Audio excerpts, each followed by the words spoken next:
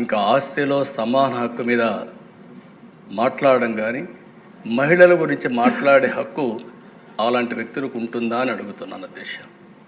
ఎందుకంటే అధ్యక్ష, ఈరోజు మనందరం ఒకటి గుర్తుపెట్టుకోవాల్సిన అవసరం ఉంది.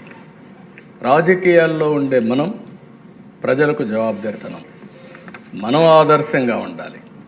మనం ఆదర్శంగా ఉండి ప్రజలకు కూడా ఆదర్శమైన విధానాలకు స్ఫూర్తినిచ్చే బాధ్యత మన పైన ఉంది. అలాంటి వ్యక్తులు తల్లికి కూడా నేను వాటాలు ఇవ్వలేదు, లేకుంటే నేను మార్చుకుంటున్నాను, ఇది నా వాటా అని చెప్పే పరిస్థితికి వచ్చారంటే చాలా బాధేస్తుంది. కనీసం సభ్యత ఆ విషయం కూడా మర్చిపోయి ఇలాంటి చేసే పరిస్థితికి వచ్చారు.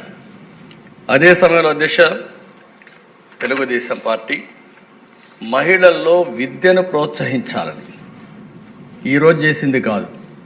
1983లో దేశంలో మొట్టమొదటిసారిగా మహిళా విశ్వవిద్యాలయం